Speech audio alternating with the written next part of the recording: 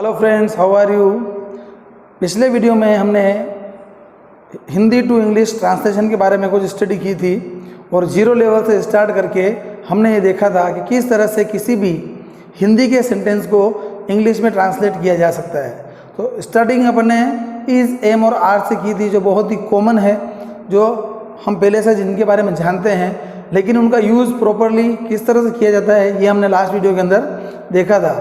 आज भी हम इस वीडियो के अंदर इज़, एम और आर का ही स्टडी करने वाले हैं, लेकिन आज थोड़ा सा जो है वो सेंटेंस वो थोड़े अलग तरह के हैं, क्योंकि ऐसे सेंटेंस मोस्टली अपने माइंड में डेफिनेटली ज़्यादातर आ जाते हैं। तो ऐसे सेंटेंसेस को इंग्लिश में कन्वर्ट करना आज हम सीखेंगे।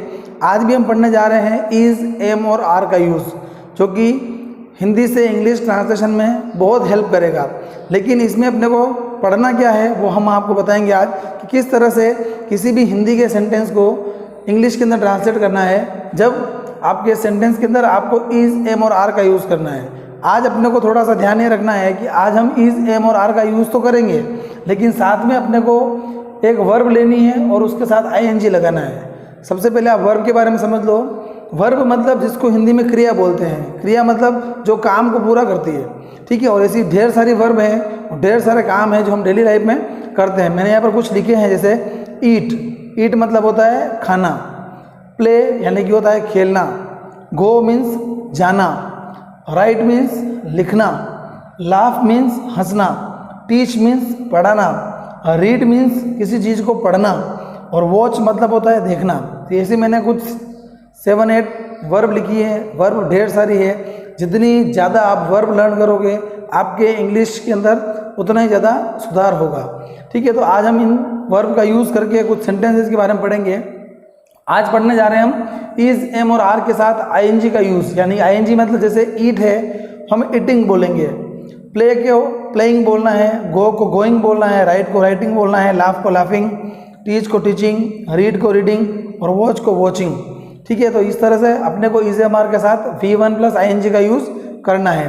अब ये सब चीज़ अपने को किस कंडीशन में, किस सिचुएशन में करनी है कि अपने माइंड में हिंदी में ऐसा क्या आए तब हम इसका यूज़ कर पाएँ।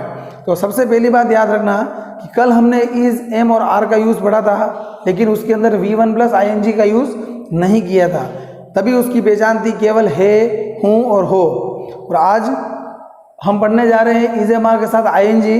तब आपकी पहचान के तौर पर जब कभी भी आपके माइंड में ऐसा कोई सेंटेंस है जिसके एंड में आपको रहा है, रही है, रहे हैं, हुआ है, हुई है, हुए हैं, ऐसी कुछ आइडेंटिफिकेशंस, ऐसे कुछ वर्ड अगर आपके सेंटेंस में अगर आते हैं, तो ऐसी कंडीशन में हम इज़, एम, आर का यूज़ भी करेंगे और साथ में जो काम हो रहा है उसमें आईएनजी वाली फॉर्म बनाकर उसको लिखेंगे।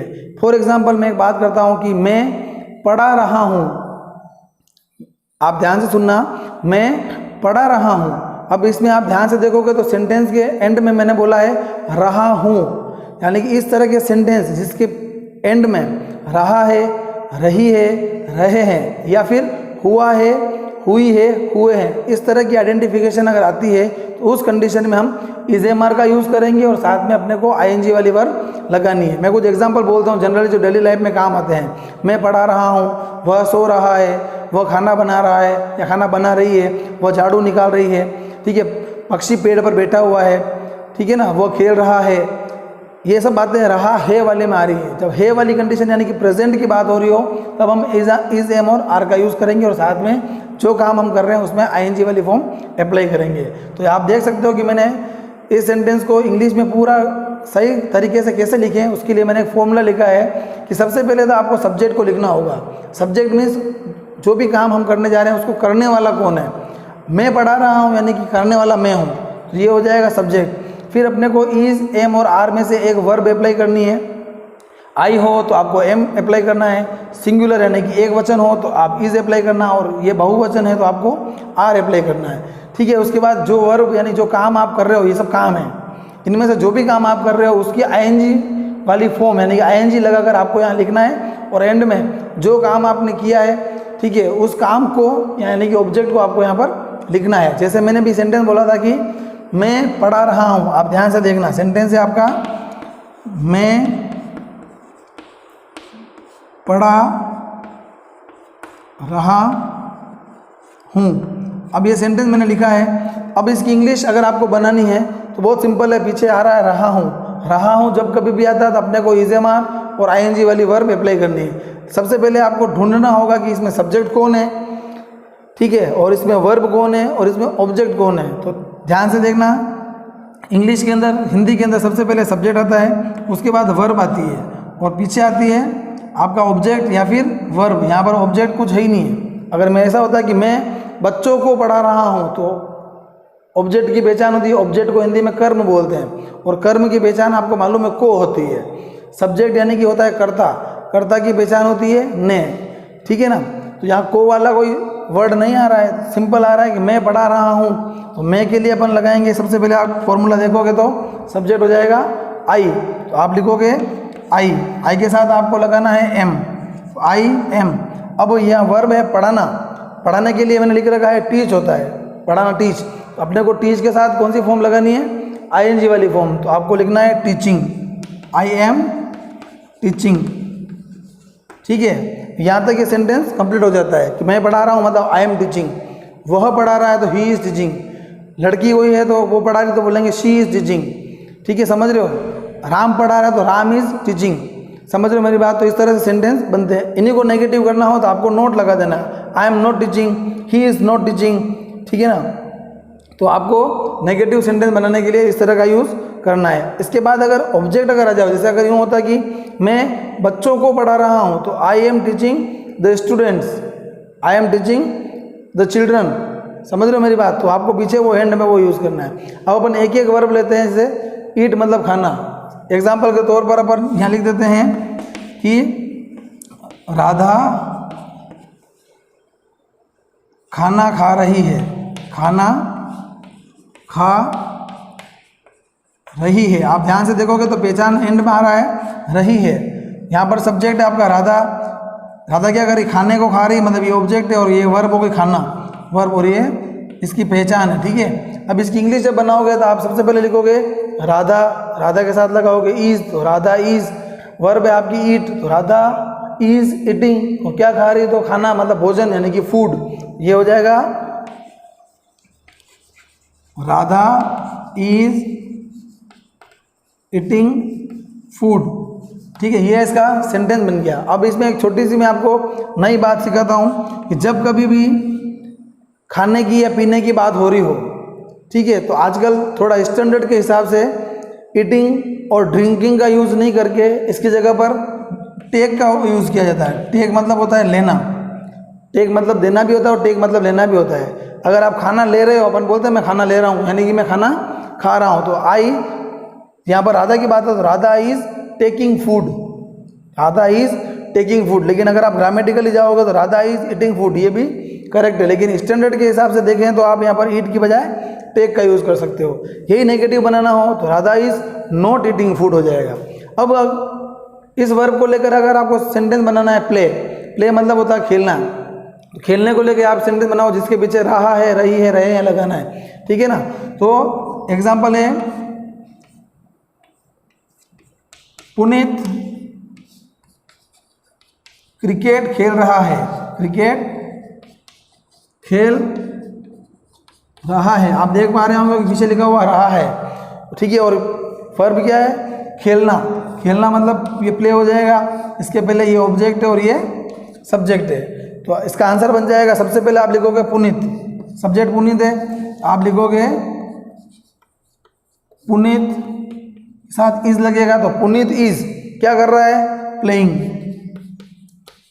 Puneet is playing. क्या प्लेइंग कर रहा है, तो क्रिकेट प्लेइंग कर रहा है। आपको लिखना है CRECKET, क्रिकेट। इस तरह से ये सेंटेंस बना। अब क्रिकेट की जगह पर फुटबॉल आ सकता है, वॉलीबॉल आ सकता है, बैडमिंटन आ सकता है, कबड्डी आ सकता है, खो खो आ सकता है, कोई भी गेम का नेम आ सकता है। तो प्ले मतलब खेलना होता है। वैसे देखा जाए तो प्ले के 2-3 मतलब और भी होते हैं।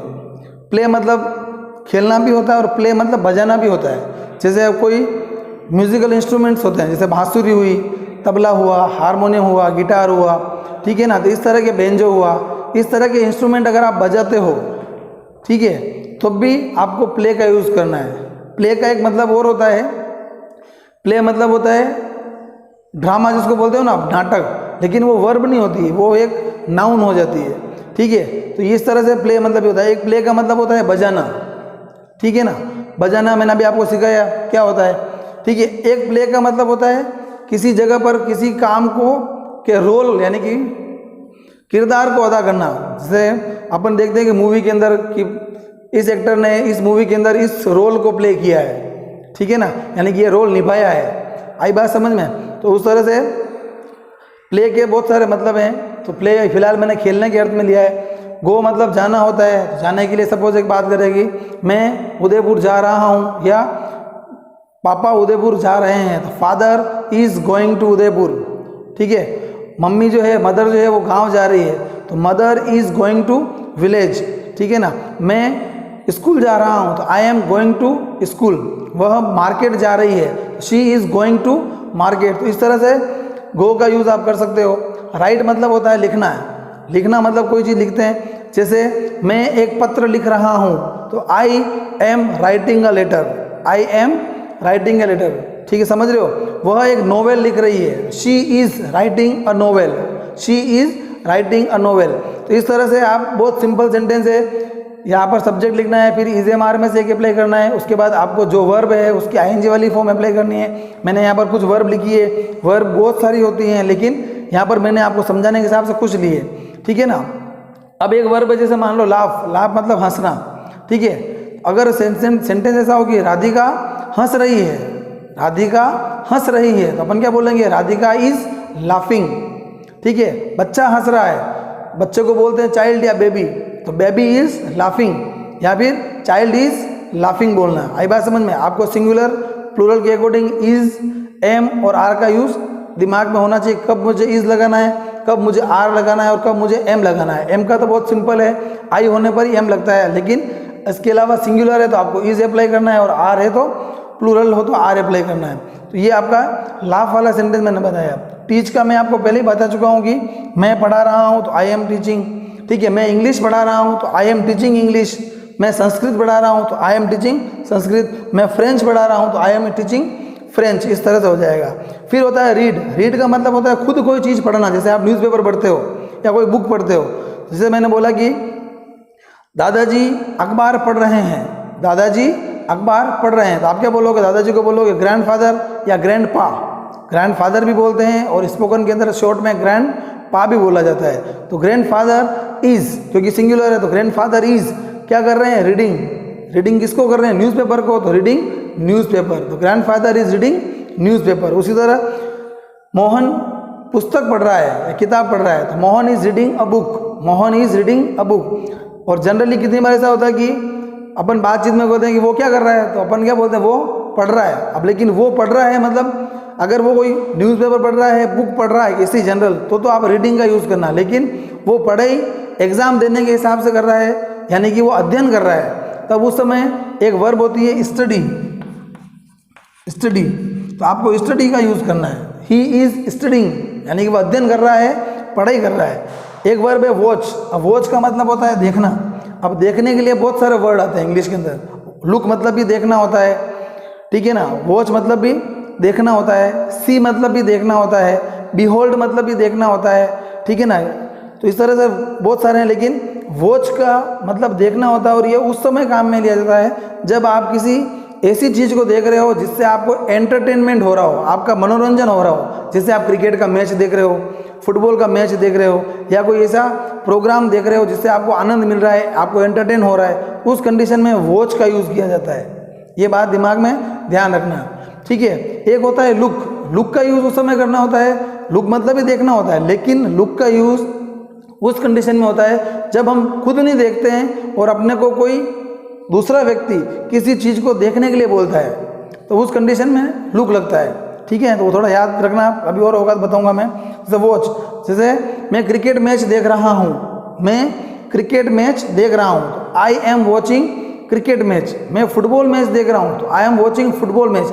अब यहाँ पर हर बार आई बोलना जरूरी नहीं, ये बात जब खुद कर रहे हैं तब आई लगाना है, लेकिन किसी और के लिए है तो उसके हिसाब से आपको ही, शी, इट या फिर वी, दे या फिर किसी का नेम भी आ सकता है। समझ में आ रही मेरी बात। जैसे सचिन क्रिकेट खेल रहा है, तो Sachin is playing cricket, Sachin is playing cricket. अब ये सारे मैंने पॉजिटिव सेंटेंस लिए हैं, ऐसे आप इनको नेगेटिव बनाना हो तो इज, एम और आर के बाद आप नोट लगा दो, आपका नेगेटिव सेंटेंस बन जाएगा। तो होप करता हूँ ये जो सेकंड पार्ट अपना है आज का ट्रांसलेशन का, जिसमें आपको इज, एम, आर और आईएनजी का यूज़ करना है वर्ब को याद करते हुए, आपको अच्छे से समझ में आया होगा। फ्रेंड्स, आप वीडियो को लाइक करें, शेयर करें और ज़्यादा से ज़्यादा इसको सब्सक्राइब करें और बेल आइकन के बटन को भी प्रेस कर दें ताकि आपको हमारे द्वारा बनाई गई नई नई वीडियोस की अपडेट मिलती रहे। ठीक है, फिर मिलते हैं हम नए वीडियो के साथ नए टॉपिक को लेकर। तब तक के लिए thank you very much, good bye, take care, Jai Hind.